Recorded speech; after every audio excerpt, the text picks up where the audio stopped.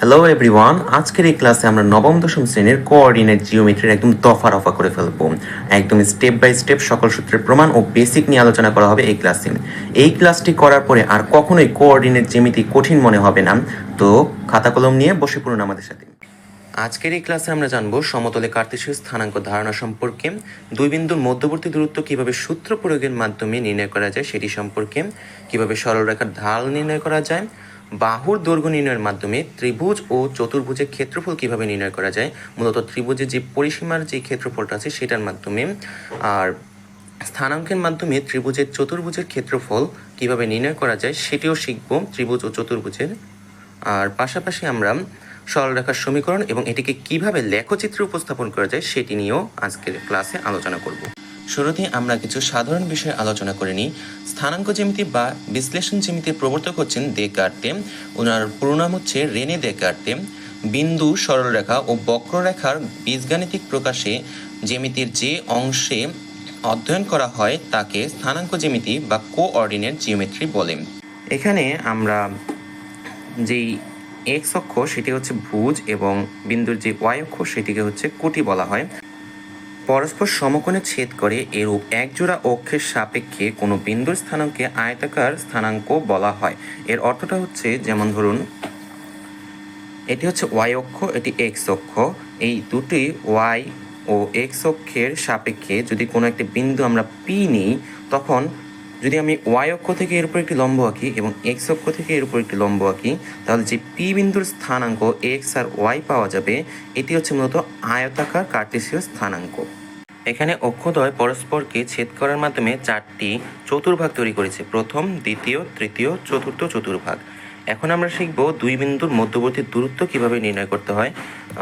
এর একটি সূত্র রয়েছে, সূত্রটি হচ্ছে দুই বিন্দুর মধ্যবর্তী দূরত্ব যদি আমরা ধরি A B equal to x2 minus x1 whole square plus y2 minus y1 whole square root over. এই সূত্রটির প্রমাণ এখন আমরা শিখব, কিভাবে এই সূত্রটি এসেছে এবং কোন সূত্রের মাধ্যমে এই সূত্রটি আমরা পাই তার প্রমাণটি আমরা শিখব। ধরি দুটি বিন্দু হচ্ছে পি কিউ।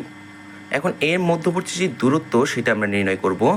এর জন্য আমরা কি করব, দুটি অক্ষ এঁকে নেব। এটি হচ্ছে ওয়াই অক্ষ আর এটি এক্স অক্ষ। এর সাপেক্ষে এই দুটি বিন্দু ধরলাম। আমরা এখান থেকে পি হতে এক্স অক্ষের উপর একটি লম্ব আঁকি, কিউ হতে এক্স অক্ষের উপর একটি লম্ব আঁকি। এবার এই দুটি বাহুর মধ্যবর্তী একটি লম্ব আঁকি, পি হতে এই কিউ এন এর উপর একটি লম্ব আঁকি, এটা নাম দিয়ে দিই এম। কিউ এন এর উপর একটি লম্ব আঁকলাম পি আর। তাহলে আমরা একটি ত্রিভুজ পাচ্ছি। এখানে যদি আমরা পি বিন্দুর স্থানাঙ্কটা নির্ণয় করি, পি বিন্দুর স্থানাঙ্কটা হবে ভুজ মানে হচ্ছে যে এক্স অক্ষ বরাবর যেই দূরত্বটা, যেই স্থানাঙ্কটা সেটা। তো আমরা যদি এটাকে x1 ধরি, তাহলে আমাদের পি বিন্দুর ভুজটা পাওয়া যাবে x1 এবং এর কোটিটা পাওয়া যাবে হচ্ছে, অর্থাৎ y এর যে মানটা, আমরা যদি এটাকে y1 ধরি তাহলে আমাদের পি বিন্দুর যে কোটি সেটা পাওয়া যাবে y1। এবার যদি একইভাবে আমরা কিউ বিন্দুরটা বের করি, কিউ বিন্দুর ভুজটা হবে হচ্ছে আমাদের, ধরলাম এই যে এতটুকু যে দূরত্ব, এই যে এই পর্যন্ত হচ্ছে কিউ বিন্দুর ভুজ, এটা হচ্ছে x2। তাহলে আমাদের কিউ বিন্দুর ভুজ হবে x2 এবং কোটি হবে, ধরলাম এই যে এতটুকু অংশকে আমরা y2 ধরলাম, তাহলে কিউ বিন্দুর কোটি হবে y2। এখানে আমরা পি আর এতটুকু, তাহলে যদি এই সম্পূর্ণটা হয় x2 এবং এটা যদি x1 হয়, তাহলে আমাদের এখন প্রশ্নটা হচ্ছে এম এন, যে এতটুকু অংশ এটা কতটুকু হবে, বা এই যে পি আর এটা কতটুকু হবে। যেহেতু দুটি একই সমান্তরালে আছে, এম এন এর মান এবং পি আর এর মান একদম সমান, তো আমরা পি আরটা নির্ণয় করি। পি আরটা হবে মূলত x2, মানে এই পুরোটা থেকে যদি আমরা এই x1 বাদ দিয়ে দিই, তাহলে এই মাঝখানের অংশটুকু অর্থাৎ পি আর আমরা পেয়ে যাব। তাহলে পি আর হচ্ছে x2 মাইনাস x1। একইভাবে যদি আমরা কিউ আরটা বের করতে চাই, তাহলে এই y2 মাইনাস y1, এই যে এতটুকু তো হচ্ছে y1, আর এই পুরোটা হচ্ছে y2। তাহলে y2 থেকে যদি আমরা y1 মাইনাস করে দিই তাহলে আমরা মাঝখানের QRটি পেয়ে যাব। তাহলে QR সমান সমান y2 মাইনাস y1। এখন যদি আমরা একটু চিন্তা করি যে এখানে একটি সমকোণ উৎপন্ন হয়েছে, তো সমকোণী ত্রিভুজের ক্ষেত্রে আমরা পিথাগোরাসের একটি উপপাদ্য জানি। পিথাগোরাসের উপপাদ্য অনুযায়ী সমকোণী ত্রিভুজের অতিভুজের ওপর যদি কোনো বর্গ আঁকা হয় তাহলে সেটি হবে তার ভূমি এবং লম্বের ওপর বর্গের সমষ্টির সমান। তাহলে মানে আমরা যেই প্রথমে একদম শুরুতে নির্ণয় করতে চেয়েছিলাম পি কিউ, এই পি কিউ আমরা পিথাগোরাসের উপপাদ্য অনুসারে আমরা পাই P Q square equal to P R square plus Q R square. তো আমরা পি আর পেয়েছিলাম হচ্ছে x2 মাইনাস x1 উপরে হোল স্কোয়ার দিয়ে দিই plus y2 minus y1 whole square. এই আমরা কিউ আর এর মানটা ছিল y2 minus y1 whole square. এবার যদি আমরা এই স্কোয়ারটাকে উঠাতে চাই পি কিউ, তাহলে উভয় পক্ষে হচ্ছে আমাদের বর্গমূল করতে হবে। তখন আমাদের বিষয়টা এরকম আসবে x2 minus x1 whole square plus y2 minus y1 whole square. তাহলে আমরা সূত্রটি পেয়ে গেছি। এই সূত্রের দ্বারা আমরা যে কোনো বিন্দুর মধ্যবর্তী দূরত্ব নির্ণয় করতে পারবো এবং এই সূত্রটি কীভাবে এসেছে তা আমরা প্রমাণ সহ শিখে ফেলেছি। আর কখনো এই সূত্রটি আমাদের ভুল হবে না এবং এর মধ্য থেকে যা অঙ্ক আসবে আমরা সবগুলো অঙ্কই দিতে পারবো। এখানে আমরা এ বি এর পরিবর্তে এ বি স্কোয়ারের পরিবর্তে সি স্কোয়ার লিখতে পারি, কারণ আমরা শুরুতেই এ বিকে আমাদের অঙ্কের সুবিধার্থের জন্য সি ধরে নিয়েছিলাম এবং বিডি স্কোয়ার জায়গায় এক্স স্কোয়ার লিখতে পারি, যে বিডি স্কোয়ার। আবার এসি স্কোয়ার এর জায়গায় বিসি স্কোয়ার এবং সিডি স্কোয়ার অর্থাৎ এতটুকু অংশ এর জন্য এ মাইনাস এক্স হোল স্কোয়ার লিখতে পারি। এবং এখান থেকে আমরা এখন ক্যালকুলেশনের মাধ্যমে জাস্ট এক্স এর মানটা নির্ণয় করব। তো এখানে আমরা যেটি করেছি সেটা হচ্ছে এ মাইনাস এক্স, এটাকে আমরা এ মাইনাস বি হোল স্কোয়ারের সূত্রে প্রয়োগ করেছি, A square minus 2ab plus B square. তারপর আমরা যেটা করেছি সেটা হচ্ছে প্লাসের এই মাইনাস দিয়ে এগুলোকে গুণ করে দিয়েছি, গুণ করার মাধ্যমে এটা এসেছে। এখানে এক্স স্কোয়ারটা মাইনাস হবে এই মাইনাস এক্স স্কোয়ার এবং এখানে মাইনাস এক্স স্কোয়ার কাটা। আমার যেহেতু এক্সের মানটা নির্ণয় করতে হবে আমরা এক্সটাকে এক পাশে নিয়ে চলে আসছি এবং এই সি স্কোয়ারটাকে ওই পাশে পাঠিয়ে দিচ্ছি। তখন দেখা যাবে আমাদের এই ক্যালকুলেশনের মাধ্যমে এক্সের মানটা আমরা এটা পাই। এবার আমরা আমাদের সেই উচ্চতার মধ্যে ফিরে আসি। আমাদের তো এ এবং ডি মানে এই পুরো উচ্চতাটার মানটা আমাদের প্রয়োজন। তাহলে আমরা লিখতে পারি যে A D square equal to C square minus X square. এই যে এক্সের মানটা আমরা কেন নির্ণয় করেছি এখান থেকেই বোঝা যাচ্ছে, কারণ আমরা এখন কিন্তু এক্সের মানটা আমাদের প্রয়োজন। এই কারণে আমরা প্রথমেই এক্সের মানটা বের করে নিয়েছিলাম। তো আমরা এবার এক্সের মানটা দিয়ে এই ক্যালকুলেশনটা করছি। এবার আমরা শিখব ত্রিভুজের অর্ধপরিসীমার মাধ্যমে ক্ষেত্রফল নির্ণয় করা। এর জন্য আমরা একটি ত্রিভুজ এঁকে নিচ্ছি। ত্রিভুজটার নাম দিয়ে দিচ্ছি এ বি সি। এবার এই ত্রিভুজের এ বিন্দু হতে বিসি এর উপর একটি লম্ব আঁকি, এটার নাম দিই এডি। এই এডি এর নাম হচ্ছে এইচ, এ বি এর নাম দিলাম আমাদের অঙ্কের সুবিধার্থে সি, এই বিসি এর নামটা সম্পূর্ণ বিসি এর নামটা দিলাম এ, এসি এর নাম দিলাম বি। আর এই যে অংশটুকু এটার নাম ধরলাম এক্স। যদি এটা এক্স হয় এবং সম্পূর্ণটা এ হয় তাহলে ওই আগের মতোই যদি আমরা ডিসি বা সিডি বের করতে চাই সেটা হচ্ছে এ মাইনাস এক্স। আমরা ত্রিভুজের ক্ষেত্রফলের একটি সূত্র জানি, সেটি হচ্ছে হাফ ইন্টু ভূমি গুণ উচ্চতা। তো এটা তো আমরা সবাই জানি। অনেক সময় দেখা যায় যে ভূমির মানটি দেওয়া থাকে কিন্তু ত্রিভুজের উচ্চতার মানটি দেওয়া থাকে না, তখন আমরা কিভাবে পরিসীমার মাধ্যমে এটা বের করতে পারবো সেটি এখন শিখব। আমরা ধরলাম ত্রিভুজের এই পরিসীমাটা হচ্ছে 2s। কেন আমরা পরিসীমাটাকে 2s ধরলাম এটা অঙ্কের মাধ্যমে একটু পরেই জানতে পারবো। 2s ইকুয়াল টু হচ্ছে a plus B plus C, মানে এই তিনটা বাহুর সমষ্টি হচ্ছে ত্রিভুজের পরিসীমা। এখান থেকে আমরা এখন নির্ণয় করব ত্রিভুজের পরিসীমা ব্যবহার করে কিভাবে আমরা ক্ষেত্রফলটা নির্ণয় করতে পারি। ধরুন আমরা এই ত্রিভুজটাকে দুটো অংশে বিভক্ত করে ফেলেছি। এই দুটো অংশের মধ্যে এই অংশটার মধ্যে আমরা A B C A B D এর মধ্যে আমরা পিথাগোরাসের উপপাদ্য দিয়ে দেখতে পাই A B square equal to B D square plus A D square. অথবা আমরা এ ডি এর মানটা নির্ণয় করব, যেহেতু আমার উচ্চতাটা প্রয়োজন এ ডি, তাহলে আমরা এ ডিটাকে পাশে নিয়ে নিচ্ছি বা দিয়ে এ ডি।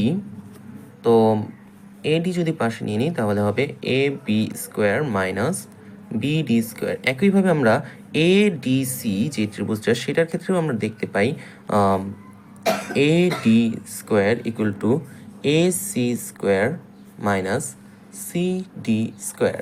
এখন যেহেতু এ ডি স্কোয়ার এবং এই এ ডি স্কোয়ার দুইটি সমান এবং দুইটার মান যেহেতু আমরা পেয়ে গেছি, তাহলে এটা সমান সমান যদি এই এ ডি স্কোয়ার হয় তাহলে আমরা লিখতে পারি এই যে এই মানটা এবং এই মানটা দুটো হচ্ছে সমান।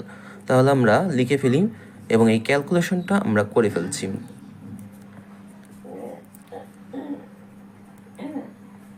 তো দেখুন আমরা ক্যালকুলেশন করে মানটি নির্ণয় করে ফেলেছি। আমাদের মূলত এক্সের মানটি প্রয়োজন। এক্সটি কোথা থেকে আসলো? এই এ বি স্কোয়ার। আমরা যেহেতু এ বিকে সি ধরেছিলাম, তো এ বি স্কোয়ার জায়গায় সি স্কোয়ার লিখতে পারি।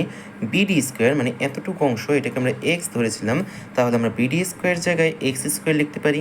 এ সি এর জায়গায় বি স্কোয়ার এবং সিডি স্কোয়ার, এই যে সিডি এর মানটা এটাকে লিখেছি এ মাইনাস এক্স হোল স্কোয়ার। তারপর এখানে আমরা এ মাইনাস বি হোল স্কোয়ার সূত্রটি অ্যাপ্লাই করেছি। তারপর ক্যালকুলেশনের মাধ্যমে আমরা এক্সের যে মানটি সেটি নির্ণয় করেছি। এই এক্সের মানটি আমাদের প্রয়োজন আছে এর পরের ক্যালকুলেশনটি করার জন্য, কারণ আমাদের এ ডি এর মান প্রয়োজন ত্রিভুজের ক্ষেত্রফল নির্ণয়ের সময়। এখানে দেখুন A D square equal to A B square minus B D square, আবার A B square minus B D square সমান সমান কিন্তু C square minus X square. তো আমরা সরাসরি লিখতে পারি A D square equal to C square minus X square. এইভাবে আমরা ক্যালকুলেশনটি করতে পারি যে A D square equal to C square minus X square. এই যে এক্স স্কোয়ার, এখানে আমরা এক্সের যে মানটি পেয়েছিলাম আমরা সেই মানটা আমরা বসিয়ে দেব, বসিয়ে আমাদের ক্যালকুলেশনটি করে নেব। তো এখানে আমরা এক্স এর মানটি বসানোর পরে আমরা দেখতে পাচ্ছি আমাদের একটি সূত্র হয়। সূত্রটি হচ্ছে এ স্কোয়ার মাইনাস বি স্কোয়ার। আমরা জানি যে এ স্কোয়ার মাইনাস বি স্কোয়ার সূত্র হচ্ছে এ প্লাস বি হোল ইন্টু এ মাইনাস বি হোল। আমরা সূত্রটা এখানে অ্যাপ্লাই করতে পারি। সি স্কোয়ার মাইনাস এই এক্সের যে মানটা এটাকে যদি এ স্কোয়ার, এটা পুরোটাকে যদি আমরা বি স্কোয়ার ধরি তাহলে আমাদের সূত্র পড়বে এ স্কোয়ার মাইনাস বি স্কোয়ার, তাহলে এ প্লাস বি হোল ইন্টু এ মাইনাস বি হোল। এভাবে লিখে আমরা ক্যালকুলেশনটি করব। করার পরে আমাদের যে মানটি আসতেছে আমরা এই এ স্কোয়ারকে এখানে নিয়ে নিচ্ছি, সি স্কোয়ার মানে একটু সাজিয়ে নিলাম। সাজানোর পরে এখানে দেখুন আমাদের একটি সূত্র পড়ে এ square plus two A B B square. এই সূত্রটা হচ্ছে এ প্লাস বি হোল স্কোয়ার, আর বি স্কোয়ার এটা আমরা পাশে রেখে দিলাম। একইভাবে এখানেও আমরা সূত্র প্রয়োগ করলাম, যেমন সি স্কোয়ার এটাকে যদি এ স্কোয়ার ধরি টু এ বি এবং এটাকে যদি বি স্কোয়ার ধরি তাহলে আমাদের সূত্রটা আসতেছে, যেহেতু এখানে মাইনাস তাহলে মাইনাসের সূত্রটা হচ্ছে এ মাইনাস বি হোল স্কোয়ার মানে সি মাইনাস এ হোল স্কোয়ার। বি স্কোয়ার আমরা রেখে দিচ্ছি। এরপর আমরা আবার সূত্র পাচ্ছি এ স্কোয়ার মাইনাস বি স্কোয়ার। পুরোটাকে যদি আমরা এ ধরি এবং এটাকে যদি আমরা বি ধরি তাহলে আমরা পাচ্ছি এ স্কোয়ার মাইনাস বি স্কোয়ার। উভয় ক্ষেত্রে সেম, তো আমরা সেভাবেই সূত্রটি লিখে নিচ্ছি এ প্লাস বি হোল ইন্টু এ মাইনাস বি হোল, এ প্লাস বি হোল ইন্টু এ মাইনাস বি হোল। এবার আমরা শুরুতেই বলেছিলাম এ প্লাস বি প্লাস সি, এই তিনটার সমষ্টি হচ্ছে টু এস। এই তিনটার সমষ্টি হচ্ছে টু এস। টু এস সমান সমান এ প্লাস বি প্লাস সি। তো সেই হিসেবে আমরা এটার জায়গায় আমরা টু এস লিখলাম এবং আমাদের তো এটাকেও সূত্রতে ফেলতে হবে, কিন্তু এখানে মাইনাস বি আছে যার কারণে আমরা সূত্রে ফেলতে পারছি না। তো আমরা যেটা করেছি যে যদি বি তো আনতে হবে প্লাস বি, তো বি থেকে যদি আমরা টু বি মাইনাস করি তাহলে মাইনাস বি আসে। তাহলে আমার এখানে মাইনাস বি আছে, আমি যদি এটাকে প্লাস বি তৈরি করতে চাই তাহলে মাইনাস টু বি, একটি এক্সট্রা মাইনাস টু বি যদি করে দিই তাহলে আমাদের এই বি প্লাসটা পেয়ে যাচ্ছি এবং এতটুকুকে আমরা টু এস এর সূত্রে আনতে পারছি। একইভাবে এখানেও সেম কাজটি করেছি, মাইনাস এটাকে প্লাস তৈরি করার জন্য মাইনাস টু এম, মাইনাস সিটাকে প্লাস সি করার জন্য মাইনাস টু সি। তাহলে আমরা ক্যালকুলেশন করে মানটি বের করে নিচ্ছি। 2s বসিয়ে নিচ্ছি, তারপর এখানে 2গুলো কমন নিয়ে নিলাম। কমন নেওয়ার পর প্রত্যেকটা 2 একটি একটি করে গুণ করে দিলাম, 16 এবং নিচে 4, এই দুটো কাটাকাটি গেলে উপরে 4 থাকবে, এই 4s এবং উপরে যা আছে তাই। তাহলে আমাদের AD স্কোয়ার ইকুয়াল টু আমরা এটা পেয়ে গেছি। যদি আমরা এই স্কোয়ারটাকে উঠিয়ে দিতে চাই, কারণ আমাদের তো মূলত AD এর মান প্রয়োজন, তাহলে আমাদেরকে উভয় পক্ষে বর্গ করতে হবে। তো ক্যালকুলেশনটি করে আমরা পাচ্ছি, যখন আমরা রুট করে দিচ্ছি তখন আমাদের এই 4 রুট হয়ে 2 হয়ে গিয়েছে এবং a স্কোয়ার আর রুটে কাটা গিয়ে a হয়ে গেছে, এবং বাকিগুলোর উপরে আমরা রুটটা রেখে দিচ্ছি। এরপর যদি আমরা ক্ষেত্রফলটা নির্ণয় করতে চাই, কি ত্রিভুজের ক্ষেত্রফল হাফ ইন্টু ভূমি গুণ উচ্চতা, তো আমরা দেখেছিলাম যে ত্রিভুজটার ভূমি হচ্ছে এই বিসিকে আমরা a ধরেছিলাম, এবং উচ্চতাটা হচ্ছে এডি, যে এডি এর মানটা আমরা বের করে নিয়েছি। এডি এর মানটা হচ্ছে এই যে এটা হচ্ছে এডি এর মান। তো আমরা যদি বিসি এবং এডি এগুলোর মান বসিয়ে দিই, বিসি এর মান হচ্ছে এডি এর মানটা আমরা বসিয়ে দিয়েছি। তো ক্যালকুলেশন করলে আমরা এ কাটা যায়, 2 কাটা যায়, এটা 2 কাটা যায়, শুধু বাকি থাকে এটা। তাহলে আমাদের যে সূত্র অর্ধপরিসীমার root over S into S minus A into S minus B into S minus C, এটি কীভাবে এসেছে আমরা প্রমাণটি শিখে ফেলেছি। এখন এই সূত্র ব্যবহার করে আমরা ত্রিভুজের পরিসীমা দিয়ে অর্ধপরিসীমা দিয়ে ত্রিভুজের ক্ষেত্রফল নির্ণয় করতে পারবো। এবার আমরা শিখব কিভাবে স্থানাঙ্কের মাধ্যমে আমরা ত্রিভুজের ক্ষেত্রফল নির্ণয় করতে পারি। তো বিষয়টি একটু ক্লিয়ার করে নেওয়া যাক। যদি একটি ছক কাগজে আমরা 3টি বিন্দু নিই, বিন্দুগুলোর নাম দিয়ে দিচ্ছি এ বি সি, এবং এগুলো থেকে এক্স অক্ষের উপর একদম লম্ব এঁকে নিচ্ছি প্রত্যেকটির উপর থেকে, তারপর বিন্দু 3টি যোগ করে দিচ্ছি। তাহলে এটি হয়ে গেল একটি ত্রিভুজ। ধরলাম এ বিন্দুর স্থানাঙ্ক হচ্ছে x1 y1, বি বিন্দুটা হচ্ছে x2 y2, সি বিন্দুর হচ্ছে x3 y3। এবার আমাদের বলা হয়েছে যে ABC ত্রিভুজ ABC এর ক্ষেত্রফলটা নির্ণয় করতে হবে। আমরা অর্ধপরিসীমার মাধ্যমে যদি আমরা বাহুর দৈর্ঘ্যগুলো নির্ণয় করতে পারি, তাহলে খুব সহজেই ত্রিভুজের ক্ষেত্রফলটা নির্ণয় করে ফেলতে পারবো। তবে এবার আমাদের বলা হয়েছে যে এবার আমরা শিখব কিভাবে স্থানাঙ্কের মাধ্যমে আমরা এই ত্রিভুজটির ক্ষেত্রফল নির্ণয় করতে পারি। একটা জিনিস কল্পনা করুন তো, এই যে দুইটা সমান্তরাল বাহু, সমান্তরাল মানে সমান দূরত্বে অবস্থানরত, এবং এই দুইটা বাহু, এটা দেখতে কি একটা ট্রাপিজিয়ামের মতো লাগছে না? যদি আমরা এটার নাম দিয়ে দিই ডি ই এফ, তখন কি এই B C D A D E একটি ট্রাপিজিয়াম হয়ে যাবে না? এবং এই B A B E F এটি অন্য একটি ট্রাপিজিয়াম হয়ে যাবে, এবং এই দুটি ট্রাপিজিয়ামের ক্ষেত্রফল যদি আমরা নির্ণয় করতে পারি, তাহলে আমরা পুরো এই সম্পূর্ণ ক্ষেত্রটির ক্ষেত্রফল নির্ণয় করতে পারবো। এবং বিষয়টি খেয়াল করুন, এ সি ডি এফ এতটুকু যদি আমি বাদ দিয়ে দিই, সম্পূর্ণটা থেকে যদি আমরা এতটুকু বাদ দিয়ে দিই এই ট্রাপিজিয়ামের ক্ষেত্রফল, তাহলে আমরা ত্রিভুজের ক্ষেত্রফলটি পেয়ে যাব। অর্থাৎ এই ট্রাপিজিয়ামের ক্ষেত্রফল যোগ এই ট্রাপিজিয়ামের ক্ষেত্রফল, এটা হচ্ছে সম্পূর্ণ ক্ষেত্রফল, এবং তার থেকে যদি আমরা এই ট্রাপিজিয়ামটা বিয়োগ করে দিই, তখন আমরা ত্রিভুজের যে ক্ষেত্রফল সেটি পেয়ে যাব। এই ক্যালকুলেশনটি এখন দেখাচ্ছি। এবার ক্যালকুলেশনটি হবে হচ্ছে যে ট্রাপিজিয়াম BCDE অর্থাৎ BCDE এর ক্ষেত্রফল যোগ ট্রাপিজিয়াম ABEF এর ক্ষেত্রফল, অর্থাৎ হচ্ছে সম্পূর্ণটার ক্ষেত্রফল। তার থেকে আমরা বাদ দেব ট্রাপিজিয়াম ACDF, এতটুকু বাদ দিলে আমরা ত্রিভুজের যে ক্ষেত্রফল সেটা পাবো। তো এটাকে আমরা মাইনাস দিয়ে লিখেছি। এবার ট্রাপিজিয়ামের ক্ষেত্রফল নির্ণয়ের সূত্রটা আমরা জানি, সেটা হচ্ছে হাফ ইন্টু সমান্তরাল বাহুদ্বয়ের সমষ্টি গুণ সমান্তরাল বাহুদ্বয়ের মাঝখানে যেই দূরত্বটা সেটা। তো আমরা সূত্রটি লিখে ফেলছি। এখানে যদি আমরা ধরুন এই ট্রাপিজিয়ামের এতটুকু ট্রাপিজিয়ামের এই বাহুটাকে যদি আমরা y2 ধরি এবং এইটাকে যদি আমরা y1 ধরি, তাহলে দুইটার সমষ্টি কী দাঁড়াচ্ছে? y2 plus y3।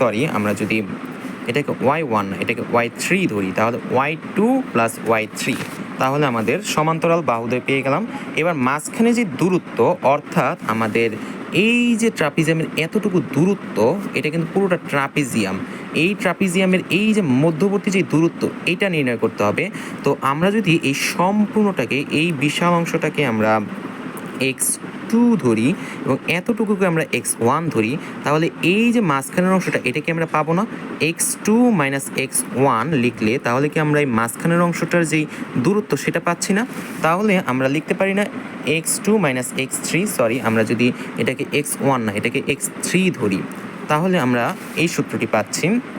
একইভাবে আমরা পরের trapezium A B E F এইটার সূত্রটি লিখে ফেলেছি এবং trapezium A C D F এর ক্ষেত্রফল নির্ণয়ের সূত্রটাও লিখেছি এবং ক্যালকুলেশনের মাধ্যমে আমরা যেটি সেটি হচ্ছে কিছুটা এরকম যে x1 y2 plus x2 y3 plus x3 y1 minus বাকিটুকু।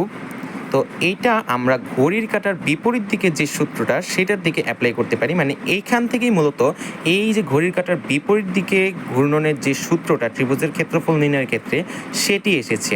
এই যে x1 x2 x3 আবার x1, তিনটা বাহু থাকলে x3 পর্যন্ত লিখে প্রথম বাহুটি আবার লিখবেন, তাহলে আমাদের সূত্রটা হচ্ছে কিছুটা এরকম।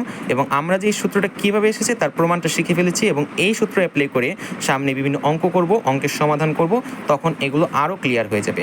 এবং অবশ্যই এই বিন্দুগুলো হতে হবে ঘড়ির কাঁটার বিপরীত দিক থেকে নিতে হবে, অর্থাৎ যদি এরকমটা হয় এখানে যদি বি বিন্দু থাকে আর এখানে যদি এ বিন্দু থাকে তাহলে কিন্তু আগে বি বিন্দু নিতে হবে, কারণ ঘড়ির কাঁটা ঘুরে হচ্ছে এই ডান দিকে, কিন্তু বলছে ঘড়ির কাঁটার বিপরীত দিকে নিতে, অর্থাৎ প্রত্যেকটি বিন্দু বি যদি এই প্রথম ভাগে হয় এবং এ যদি দ্বিতীয় ভাগে হয় তাহলে আগে বি বিন্দু নিতে হবে, পরে এ বিন্দু নিতে হবে, এভাবে সিরিয়ালি নিতে হবে, না হলে কিন্তু ক্ষেত্রফলটা মিলবে না।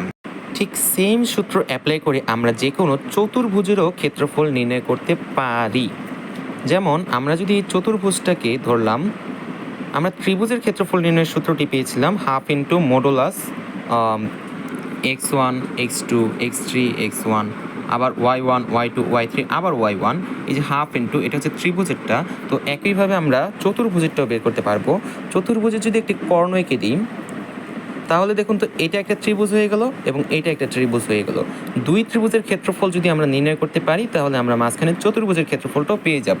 তাহলে আমরা এই ক্যালকুলেশনটা একবার দেখে নিচ্ছি। প্রথম ত্রিভুজটার ক্ষেত্রফল এটা, দ্বিতীয় ত্রিভুজটার ক্ষেত্রফল এটা। ক্যালকুলেশন করলে আমাদের দাঁড়াচ্ছে হচ্ছে যে কিছুটা এরকম আসে, এই যে x1 y2 x2 y3 x3 y4 x4 y1 minus x2 y1 x3 y2 x4 y3 x1 y4। তাহলে এটাকে যদি আমরা ওইভাবে সূত্রে ফেলে দিই, এবং এখানে কিন্তু সূত্রে অবশ্যই মডুলাস চিহ্নটা দিতে হবে, অর্থাৎ এই মডুলাস চিহ্নটা হচ্ছে ভিতরে ধনাত্মক থাকুক ঋণাত্মক থাকুক, মানে সবগুলো মানই ক্যালকুলেশনের পরে ধনাত্মক মানে পরিণত হবে। এটা নিয়েও আমরা পরে বিস্তারিত আলোচনা করব কেন মডুলাসটি ধনাত্মক মডুলাস চিহ্নটি দেওয়া হয়। তো এভাবে আমরা চতুর্ভুজের ক্ষেত্রফলটিও পেয়ে যাচ্ছি। এবার আমরা ঢাল নির্ণয়ের যে সূত্রটি এবং সূত্রটির প্রমাণ সেটি শিখব। তার আগে শিখে নিই ঢাল কাকে বলে। কোনো সরল রেখা এক্স অক্ষের ধনাত্মক দিকের সাথে যে কোণ উৎপন্ন করে ওই কোণের টেনজেন্টকে ওই সরল রেখার ঢাল বলে। অর্থাৎ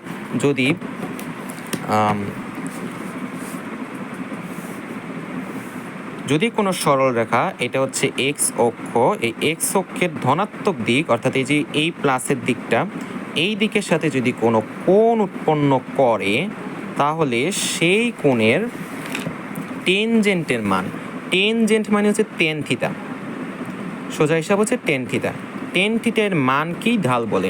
ঢাল মানে হচ্ছে ঢালু। ঢাল মানে কিন্তু এই দূরত্ব নির্ণয় করে না, বরং এই কোণের যে মানটা, মানে কতটুকু অবস্থায় এটা ঢালু অবস্থায় আছে সেই জিনিসটাকে নির্ণয় করা বুঝিয়েছে।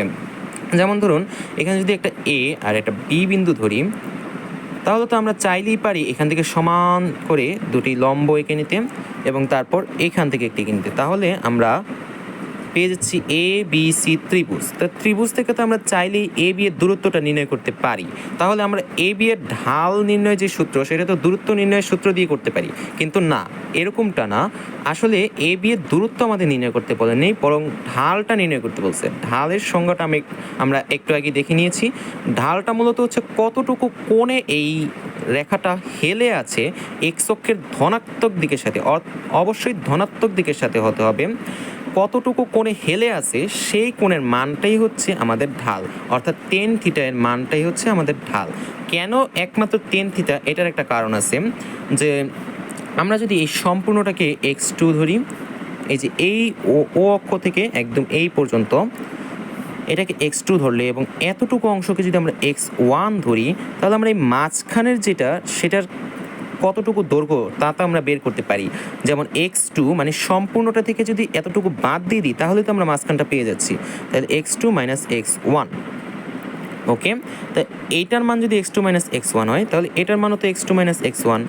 একইভাবে আমরা এটাও বের করতে পারি, যদি সম্পূর্ণটা আমরা y2 ধরি এবং এই যে এতটুকু অংশ এটাকে যদি y1 ধরি, তাহলে আমরা এই যে BC এর মধ্যবর্তী যতটুকু দৈর্ঘ্য সেটাকে আমরা নির্ণয় করতে পারি y2 মাইনাস y1। মানে এই সম্পূর্ণটা y2, এর থেকে y1 এতটুকু বাদ দিয়ে দিলেই তো BC আমরা পেয়ে যাচ্ছি। তাহলে আমরা কি পাচ্ছি? ভূমি পাচ্ছি এবং লম্ব পাচ্ছি। আর লম্ব এবং ভূমির সাথে কিন্তু টেন থিটা এর সম্পর্ক। টেন থিটা ইকুয়াল টু লম্ব বাই ভূমি। যেহেতু এগুলোর আসল যে মানটা, এক্স্যাক্ট যে নির্দিষ্ট মানটা সেটা আমাদের জানা নেই, আমরা AB এর মানটা নির্ণয় করতে পারছি না, তাহলে তো আমরা AB এর মান ব্যবহার করতে পারছি না। আমাদের আছেই শুধু BC লম্ব এবং AC ভূমি। তো লম্ব আর ভূমি দিয়ে তো আমাদের টেন থিটা নির্দেশ করে।